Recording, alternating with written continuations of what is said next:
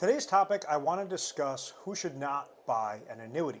So what I'm going to do is break down the four most common types of annuities and then go over situations that maybe you are, dealing with yourself or dealing with a family member and you're not sure whether or not, everything sounds wonderful. It sounds like rainbows and butterflies, and in reality, maybe you should not take that approach or not get set up with that specific type of annuity.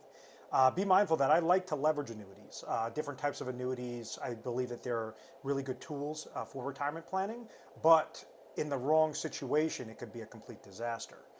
So I want to make sure to also kind of schedule or structure this video around four main areas or five main areas with each type of annuity account. So the first thing is understanding the difference between an IRA versus non-qualified. So like an annuity could be, if you think of an annuity like a product, you could place that within a traditional IRA, you could place that within a Roth IRA, or you could place it with non-IRA monies, non-qualified monies. So it's not like, an annuity is different than an IRA. You could have an annuity within an IRA chassis, or a non-qualified account is different than an annuity, vice versa. The other thing is understanding what your current age is, and then also if you have non-qualified monies, meaning non-IRA monies, how that could be some sort of impact towards your annuity goal or towards your specific goal, and how an annuity might be a detriment for that situation. The other aspect is configuring the difference between income versus growth. If somebody has an income related goal in mind, how they could leverage an annuity versus a growth related mind, how to leverage an annuity or where to run from the hills, and maybe it might make more sense to just step away from an annuity altogether. Looking at the fees versus the benefits. So sometimes a fee might be justified. As an example, you have these things called income riders. Does an income rider make sense? If an income rider is 3% or 2.5%, that might be way too high off of what the benefit is that it's going to be giving you, versus another one that might be 1% and it's giving you some sort of max cash flow, some sort of strategy. You could leverage the annuity as a type of insurance to produce that income later on. And then lastly is that surrender schedule. You'll have some annuities that are 15 years out of a surrender schedule, meaning if you've tried to fully remove your dollars, you could get dinged with a penalty because you're still within that surrender schedule phase, or you have some that are 3 years or 5 years. So it really just depends on really what your time horizon is at that point. So to get started, the most basic type of annuity is a fixed annuity known as a MYGA, multi-year guaranteed annuity. And it works very similar to how a bank CD works. So all it says is if you're giving money to the insurance company, they're going to give you some sort of fixed rate of return, some sort of guaranteed fixed rate of return based on the claims paying ability of that insurance company. So as an example, if let's say you're going to the drawing board and you're saying, all right, I could go and put $100,000 of my money in a bank CD that's paying, 3.5%, 4%. Is there a better option out there that still has some sort of security behind it, some sort of insurance behind there? And that's where a fixed annuity might kick in. And this is where, if let's say you're looking at the drawing board and saying, okay, I can either go with the bank CD that's going to be paying me 4% rate of return per year, or I could go with the fixed annuity that's going to be paying me 5.5% rate of return per year. That's where somebody would lean closer towards that fixed annuity. Now, which sounds great, it sounds pretty self-explanatory. Now, there's a lot of smoke and mirrors with annuity accounts, and in particular, the fixed annuities or the MYGAs. What you have to be careful for is making sure that you're getting set up in the optimal top rate. Because if you have company XYZ that's up the road from you, and they're giving you a 5-year fixed annuity, and it's giving you it for 3%, but yet you have the top three options in your specific area that would be 5.5%, 5.25%, 5%. Why would you go to an inferior product? So look at that rate of return. Does it make mathematical sense? Also look at the flexibility behind it. You have a lot of annuity accounts that could give you access up to 10% of free withdrawals, so you could still be accessing, or maybe accessing, whatever the interest gain is. You have other ones that don't. So let's say if you're in a 5-year and you're in 7-year fixed annuity or 3-year fixed annuity, it might just say, hey, if you give us the premiums, you can't touch any bit of these dollars until after that surrender schedule has been met. So that's another thing, is if you need to draw down some of those dollars, or you're looking at it from a type of income strategy to say, okay, if I have $1 million that's sitting here and I went and I laddered out my different annuities that I need to at least take out 5% from interest each year, well, that will be a whole slew of different options available. If you're you're tying all your money into something you can't access without a surrender, or without some sort of penalty, well, then that's obviously a problem. So something that could give you that little bit of, of flexibility along the way. The other aspect could be ratings, or really customer service behind the scenes of that annuity company. You'll have a couple of these annuity carriers that will come out, and it'll be really fly by night. They're just trying to take up a lot of market share, and it could be somewhat risky. They could have really, excuse my language, shitty customer service, and it's a pain in the ass with when you're submitting the application, when they're dropping down the rates, and not actually having it get issued properly. Anytime that you're wanting to try to access your dollars, it's always a whole hop, skip, and a jump. It's always a process. So that's where you want to make sure that's also a good standing company. So to kind of break it down from a rate of return aspect, that's just very simple math. Make sure that you're getting set up with the correct the highest possible rate of return, and make sure that there's not extra additives, there's not extra additives, extra bells and whistles attached to it. Case in point for the first one is, let's say if you have one account that is giving you a 5% rate of return each year for the next 5 years, and then you have another account that's coming out and say, we're going to give you 6% rate of return. You say, wow, 6%, that sounds so much better than my 5%. Well, the 5% might be consistent for all 5 years. The 6% might just be 6% for the first year, and then based on the verbiage, they could drop down that rate. So you want to make sure that everything is clear and cut to say, is this rate going to be for the length of time that I'm set up my surrender schedule within that sort of account? If it's 6% and then they drop it down to 1%, well then obviously that was far inferior of a product than the superior product that was a 5% consistency. If you could rely on that consistent aspect, obviously that's going to work out better in your favor. The other thing is you have these riders that are attached to it. So you might have one that's showing, you might see all annuity carriers are giving you a 5% rate of return, and then all of a sudden this one comes out of nowhere and it's a 5.5%. And you're like, wow, that looks awesome. Let me go and place my monies with it. But then you'll notice that there might be certain riders that you have to attach on it for liquidity reasons, for death benefit reasons. So what I mean by that is maybe you might be paying 0.25% or 25 basis points on a fee to just say, hey, if I want to access up to 5% or I want to access up to 10% of my monies within the first 5 years, first 7 years, I need to now pay a fee on that. So now instead of that 5.5% that you thought you were getting, it's now 5.25% when you're netting how much actual growth into that account. Another aspect of, let's say you have another 35 basis points or 0.35% of a fee that says, oh, we'll leave the account balance as a death benefit, which is in my mind a bullshit move. It's a really sneaky, sly move, because in that situation, let's say somebody's expecting to get 5.5%. They're being set up in this plan, and all of a sudden they're living 3 years in, and that person passes away. The beneficiaries will not receive the account balance. They would receive the surrender value, which will be a detriment. So unless they're paying that fee to say, okay, we want that death benefit to be even. Now be mindful, a lot of them do not have that smoke and mirrors approach. So you can get set up in a very simple, okay, this is 5%, 5.25%, whatever the interest rate environment is at that time. Like if we're talking about a couple of years ago, you might have had known as attractive offers at 3%. Now you could have them over 5%. So it really just depends on what the interest rate environment is, and there's a trickle-down effect on there. So just make sure that you're not falling victim to those mistakes. The other aspect is also the how old you are. The problem with annuities, and a lot of people do not understand, a lot of advisors don't get this concept as well, is you have to at least be age 59 and a half to reap the benefits of that annuity. So what I mean by that is, even if somebody, let's say they inherited 100 grand, or they have $100,000 sitting in cash, and they're like, okay, I could go with a bank CD that's paying me 4%, or I could go with a fixed annuity that's paying me 5%. But let's say this person's in their 30s or in their 40s. Well, they might want to leverage that sort of account. But then after 5 years, after 7 years, after 3 years, however long that length is, they say, okay, I want to remove my monies. Well, if they try to remove their dollars and they're not 59 and a half yet, even though those are non-qualified monies, they could get hit with a penalty. They could get hit with a 10% penalty off of anything above what their cost basis was, what their gain was, if they try to fully remove those dollars. So they might have to be doing different replacements, different 1035 exchanges constantly until they hit that age 59 and a half, and then they could access those dollars without that extra penalty involved. So if somebody's leveraging an IRA, that could be perfect, because an IRA, you're going to have that 59 and a half rule anyways. Somebody could be leveraging those non-qualified annuities for the fixed rate and say, hey, listen, this is something I'm going to leverage for retirement anyways. So I don't really care about whether or not I could touch this, or I have to wait until 59 and a half. And I think to be careful of is, if you're getting set up in a 5-year account, and let's say it's that company says, okay, we're going to give you, in this example, I'm just going to always use that same example, 5% per year for the next 5 years.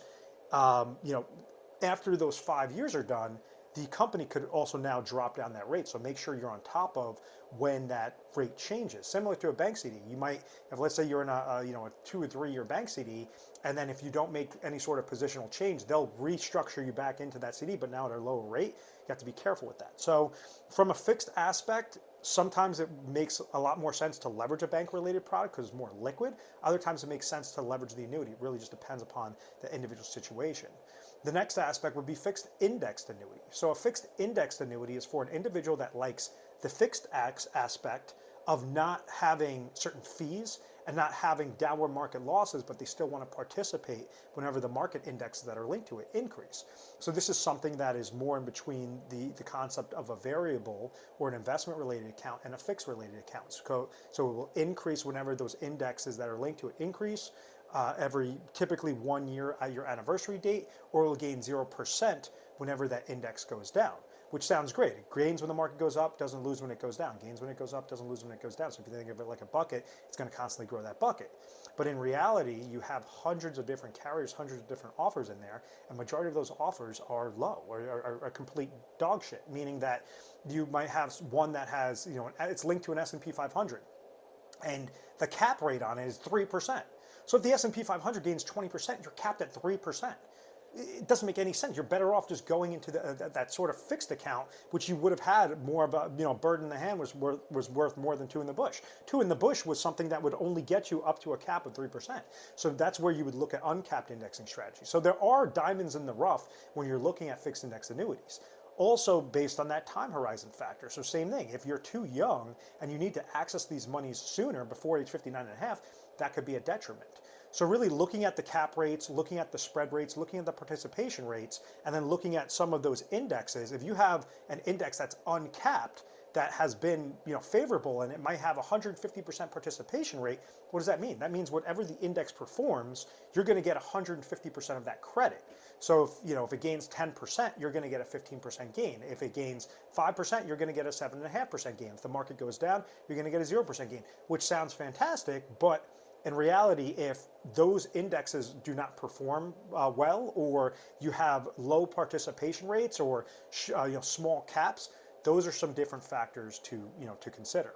Once again, you can use IRA monies, you can use non-qualified monies. The fixed index annuity space is pretty decent when also you're looking for it from a withdrawal strategy. So let's say if you want something, you're placing your monies in an account, you don't want to have any fees, you don't want to have any downward market risk, you want to have something that's shorter term, like a 5-year or 7-year, that you're placing your dollars in there. After that surrender schedule, you could access your monies or just leave it into that account. You might be able to also take out systematic withdrawals from that account to say, okay, I'm going to use this account more of my fund monies, and just say it's going to be a consistent growth. Anytime that this account is going to gain, I want to go and really collect what that interest gain is and use it to pay for a trip, or pay for some sort of vacation, pay for some sort of ancillary gift, whatever that case is. So there is a lot of flexibility in there, but there's a lot of bad things out there. So let's say if you have 900 different offers, maybe you might have 2 to 4 that are pretty good. The rest of them could be complete hell, could be completely bad related products. The other aspect, or the third type of annuity, is a variable annuity. And this is where, when somebody's trying to leverage this for like a death benefit rider or an income rider, this is where I hate it. I don't like it. I don't think it's mathematically justified. And reason being is because if you're trying to leverage an income play, you could go with the most powerful income related account. Meaning the most powerful, if let's say you're looking at a variable annuity with an income rider versus a fixed index annuity with an income rider, typically the fixed index annuity with an income rider, when you're looking at the top rates, are always going to beat out that variable annuity with the income rider. The variable annuity is what I equate to a duck boat. Half boat, half car. It doesn't make a very good boat, doesn't make a very good car. Can it drive? Yes. Can it go in the water? Yes. But there could be complete devastation. You're not going to use it efficiently as a car. You're not going to use it efficiently as a boat. But yes, it can kind of give you those different worlds. But in having that kind of hybrid related account, it could be a detriment. You could have a large drag on fees. So you could have a variable annuity with income rider and death benefit rider and these different sub-account related fees. You could have a drag of 3, 4, 5, 6% in fees every single year, and on top of it having downward market loss potential. So that's where you have to be very careful based on, and really even if you're looking at some of the top rated variable annuities or the top selling variable annuities, that doesn't mean it's going to necessarily be correct for your situation. So you have to really dissect which are going to be the best, best areas for you. There are times with variable annuities that they could be really good with the situation. You could leverage it as a tax allocation strategy. The benefits of an annuity in general is the monies grow tax deferred with that sort of account, whether it's in an IRA, Roth IRA, whether it's in a non-qualified account, those monies can grow tax deferred. So let's say if somebody's in their late 50s and they say, okay, I want to have these monies, they have these non-qualified dollars, I just kind of want it sitting where anytime I'm making a positional change with different investments, I don't want to get hit with this capital gains tax every single time, so I want to essentially shell it into a tax deferred account. That's where you could utilize that as a tax allocation strategy. And there are annuities available that have no surrender schedules, that have very low fees associated with that. So you could leverage it similar to how you would leverage a brokerage account, but you're keeping that within a variable annuity chassis. So those are some unique circumstances where an individual says, okay, I understand the benefits of it. I understand that I'm not trying to add income riders or bells and whistles onto this sort of account. I'm just using it as a type of investment account, and I want to just leverage it properly. The downside to the variable annuities, and I see it time and time again, we get calls all the time into our agency, is somebody got set up into a product that has an income rider. The individual did not understand it fully. The market took a dip, so they got hit with all this downward market loss potential. Then they also got hit with all these drags of fees, and now their account balance is significantly less. And what happened was that advisor was telling them, oh, you have this roll-up rate, you have this 6%, you have this 7% guarantee, and that's not true guarantee on your monies. It's nothing more than a phantom account. It's nothing more than an income base or really an income calculation account. So you have to be very careful on what's set up over there. Also, if you don't need income, don't use an income-related annuity. And this is where the riders come into play, and this is where there's large mistakes that are being made. And this happens with hybrid annuities on the fixed index annuities with income riders and the variable annuities with income riders. Once again, how an income calculation works goes by whatever the roll-up rate is multiplied by the withdrawal rate percentage that individual is going to be when they're triggering income. So let's say that we have an account that is sitting at $100,000 and it's going to roll up by a 10% simple interest. And you had another account that was at $100,000, was going to roll up by 8% simple interest.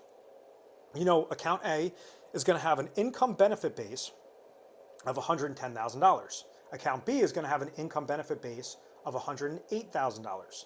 If let's say that individual is 65 years old and now they want to trigger their income, you might have with company A, even though it had the shiny object of saying $110,000 is my income base, which is not their true money, maybe they're going to be able to receive 5% of their withdrawal rate percentage. So it's going to be $110,000 multiplied by 5%. Versus company B, even though it looked like a smaller number, maybe their withdrawal rate percentage for a male age 65 is going to be 6%. So we take $108,000 multiplied by 6% versus $110,000 multiplied by 5%. The $108,000 multiplied by 6% is going to produce a higher cash flow, a higher lifetime income stream to that individual or to that joint income, whatever that case is. So that's where you have to be very careful with it, especially with hybrid annuities, is you have a lot of smoke and mirrors out there where you'd be saying, oh, and I have these arguments all the time with people saying, no, my advisor told me it's a 10% guarantee, it's a 10% guarantee, it's a 7% guarantee. I'm like, no, look at how either the prospectus is set up, or look at your statement of understanding when you created the application, or look at the illustration, and it will highlight all these different areas for you on what is the true value on it. If somebody doesn't need income and they're trying to leverage an income-related annuity with a 7% roll-up, all you're doing is you're paying a fee for something that you're never going to use. It's going to have a drag on your account. It could also be a detriment on the growth that you could receive on it. So that's where it would be a problem. So really, to take a step back, there are four main types of annuities that we see constantly. There's other ones as well: immediate annuities, deferred income annuities, QLACs, all these different aspects. But at the end of the day, look at, are you trying to place IRA monies, Roth IRA monies, non-qualified monies with this sort of account? Would it put you in a better position, a better mathematical position by leveraging an annuity? Do you have an income-related need? Do you have a safe accumulation-related need? If those two needs are there, well then yeah, you could leverage those specific tools, but you have to be very careful on which ones to go with. Also, if you're younger, we get this all the time. Somebody in their 40s, somebody in their early 50s that has a shorter term need, it might be a detriment to place their dollars into an annuity because they're not quite 59 and a half yet, even though they're leveraging non-qualified monies. The other aspect is the fees and the benefits. You can have something sound great, but if there's hoarding in, if there's a bunch of fees associated with it, there might be a lot of gotchas. And when you fast forward 3 years, 4 years, 5 years into the future, and you realize that your performance is not what you expected it to be, that's where you're going to be very upset. And that could really be a lifestyle change.